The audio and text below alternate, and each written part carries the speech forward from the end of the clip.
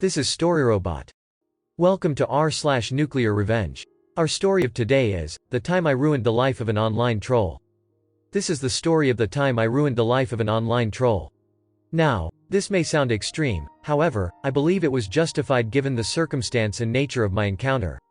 To understand how I found this individual, I need to take you back to 2015. It was in 2015 that I would spend my days Googling pointless topics. One day, I decided to look up opinions on the meaning of life. I scrolled through various pages of search engine results until I came across the concept of nihilism. What is nihilism? Nihilism interested me because it was unlike any other belief I found on my search for the meaning of life. To put it simply, nihilism is the belief that the world is meaningless. It is a pessimistic approach to life, which suggests that there is no point in life because nothing holds real relevance. Nihilism can make people believe existence does not matter, therefore their actions do not either. Many people view nihilism as a realistic belief that opposes our human nature to seek significance. I wanted to speak to a real-life nihilist and hear their opinions on life. What I found shocked me. Nihilism explained. Nihilism on social media. Upon discovering nihilism, I joined several Facebook groups surrounding the topic. These groups were full of dark humor and memes that made fun of life and death. Comments such as existence as misery was common to see. In these groups, I came across a few genuine nihilists. The community was predominantly made up of people who were depressed, or people who would see the humor in depression. The nihilist approach meant that depression was not important, because nothing is relevant. This was why suicide jokes are a hit in nihilism groups. I found that the constant sharing of suicide memes meant that people become desensitized to death. People would believe that their existence is meaningless, which is not a good thought to have if you are dealing with genuine depression. I spoke to one individual privately who said they did not want to live anymore. They told me the world is not real but my sadness is. The world is not real, but my sadness is. This made me realize that nihilism and depression are a bad combination. I reassured this person and told them they were important. A few months later, I went to get in touch to see how they were getting on, but I discovered that their Facebook account had vanished. Nihilist meme. Encountering the troll. Fast forward to mid-2016 and I get a Facebook notification from one of the nihilist groups. It was someone seeking genuine advice to kill themselves. They said they wanted their death to be peaceful but they were scared. Upon checking the comments of the post, I noticed one person advising them to run into an oncoming train, as this would be painless and fast. The person giving the advice was the troll whose life I went on to ruin. For the remainder of this article, I will refer to the troll as Nigel, to protect identity. At the time, I thought that Nigel was being edgy for the sake of it, but this was not the case. I thought back to the time when I spoke to the person who told me their sadness was real but the world was not. The fact they had disappeared off social media gave me goosebumps.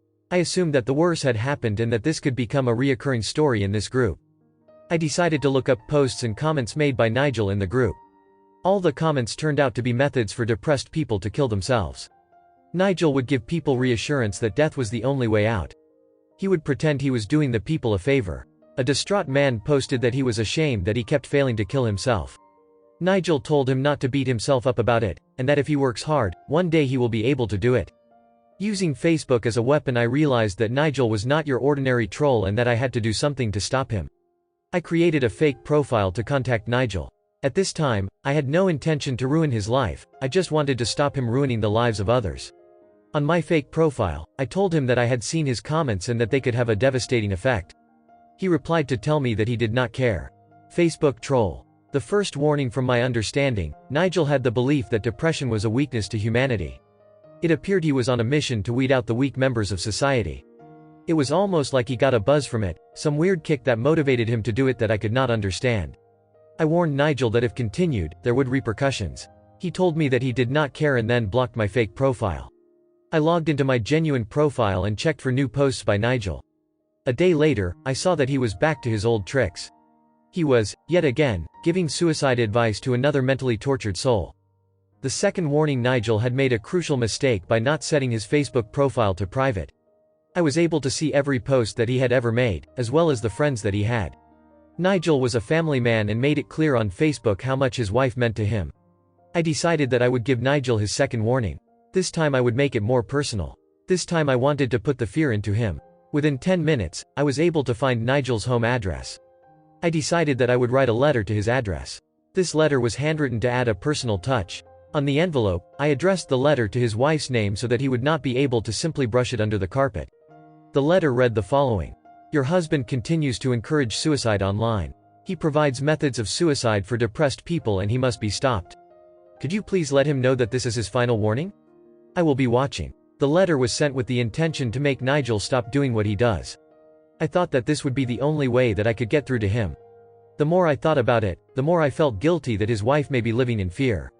This was something I did not take into consideration initially. My mission to stop Nigel clouded my thought, however, I knew this was necessary for the greater good.